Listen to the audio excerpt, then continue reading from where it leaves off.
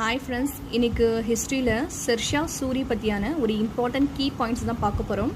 எப்போவுமே நம்ம பேராகிராஃபாக இருக்கும்போது அதில் ஜஸ்ட்டு ஒரே லைனில் கவர் ஆகிற மாதிரி கீ பாயிண்ட் மட்டும் எடுத்துகிட்டா போதும். சரி, வாங்க பார்க்கலாம். ஃபஸ்ட்டு ஷெர்ஷா சூரி.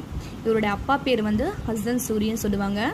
இவர் ஒரு ஆப்கானிய மன்னர். ஷெர்ஷா சூரி அப்பாவோட பேர் ஹசன் சூரி. அவர் ஒரு ஆப்கானிய பிரபு. ஓகேவா?